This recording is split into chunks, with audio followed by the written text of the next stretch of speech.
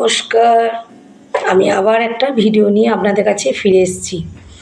তো যে বিষয় নিয়ে আজকে আপনাদের সাথে বলবো বা ডিসকাস করব, খুবই গুরুত্বপূর্ণ কথা এবং এটা সত্যি প্রত্যেক মেয়েদের জেনে রাখা উচিত, বিশেষ করে যারা বাইরে যাওয়া আসা করছেন বা করে,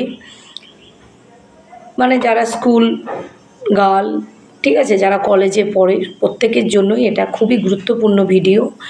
তো আমি যে বিষয়ে আজকে বলছি সেটা হচ্ছে মেয়েদের নিরাপদ, মানে মেয়েরা নিরাপত্তা কি করে পাবে। প্রথমেই দেখুন, যে হারে মেয়েদের এখন ধর্ষণ বা রেপ বেড়ে গেছে, কোনো জায়গাতেই তাদের কোনো সেফ নেই। তারা কি করবে, তাদের করণীয় কী? তো আমি এই নিয়ে আজকে ভিডিও এবং আপনাদের সাথে ডিসকাস করছি ভিডিওটা। সেটা হচ্ছে প্রত্যেক মেয়েদেরই দেখবেন, এখন এই তো কিছুদিন আগে একটা মানে ঘটনা বিশাল ঘটে গেছে, গোটা বিশ্ব কেঁপে গেছিলো তিলোত্তমাকে নিয়ে। তো কিভাবে ওকে নৃশংসভাবে মারা হয়েছে সেটা সবাই আপনারা জানেন, তো সেটা আমি আর রিপিট করছি না। এখন যেটা হচ্ছে, এখন তো তিলোত্তমা কেন, কত তিলোত্তমাই তো এখন রেপ মানে ধর্ষণ হচ্ছে এবং মারা যাচ্ছে। তো এইগুলো সমাজে যে কত ক্ষতি, এবং কি বলবো, মানুষের মা বাবাদের তো মানে চিন্তার শেষ নেই যে আজকে তারা পড়তে পাঠাচ্ছে, তারা কলেজে পাঠাচ্ছে, তারা টিউশনি পাঠাচ্ছে, হ্যাঁ, কারণ বাড়িতে বসে থাকলে পড়াশুনো হবে না, তাদেরকে বাইরে বেরোতেই হবে। তো সেক্ষেত্রে তারা কিভাবে নিরাপত্তা পাবে এবং নিরাপদে যেতে পারবে, সেটা সত্যি সকলেরই দেখা উচিত। মেয়ে মানে তো তাদেরকে সবসময় ভয় দেখাবো, তাদের প্রতি অত্যাচার করবো, হ্যাঁ, তারা শুধু সহ্য করে যাবে এরকম কিন্তু নয়। এখন মেয়েরাও কিন্তু অনেক অনেক আগের থেকে কি বলবো অনেক সাহস হয়েছে। সেই সাহসটা আরও আমি বাড়াচ্ছি এবং বাড়াবো। সেটা হচ্ছে যে প্রত্যেককেই বলবো, যারা মা বাবা আছেন, যে বাচ্চা বয়স থেকে যদি আপনাদের বাচ্চা মেয়ে থাকে, তো এখন থেকেই তাদেরকে ট্রেনিং দিন। সে ট্রেনিংটা কী হচ্ছে, সেই ট্রেনিংয়ে কী হবে, আপনাদের মেয়েরা আরও স্ট্রং হবে এবং আরও এক্সপার্ট হয়ে উঠবে। যাকে বলে জগদ্ধাত্রীর মতন তারা কিন্তু অসুর বধ করার মতো তারা তৈরি হবে। তাহলে কি করতে হবে, তাদেরকে প্রথম থেকে ছোটোর থেকে তাদেরকে শেখাতে হবে।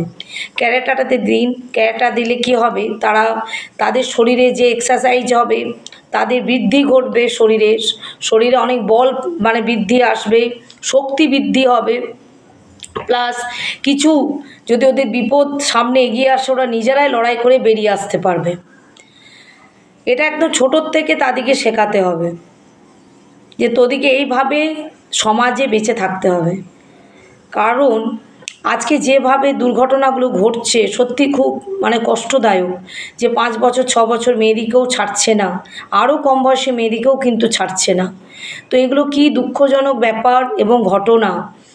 তো সেই জন্যে আমি প্রত্যেক মেয়েদেরকে বলবো যে আমি একজন টিচার, আমি আমার ছাত্রীদেরকেও বলি, অনেক ছাত্রীরা আমার কাছ থেকে অনেক দূর দূরান্ত থেকে তারা পড়তে আসে, তো তাদেরকেও আমি বলে রেখেছি যে তোরা ব্যাগে লঙ্কা গুঁড়ো রেখে দিবি, যদি কোনো বিপদ বুঝিস তোরা চোখে ছুঁড়ে দিবি। কারণ আজকে এ ধরনের না করলে কিন্তু এইভাবে তারা কিন্তু বেঁচে উঠতে পারবে না, তারা বেরিয়ে আসতে পারবে না ওই বিপদটার থেকে, সর্বনাশ থেকে।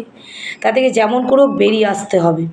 আর এটা নিজের প্রোটেকশন নিজেকে নিতে হবে।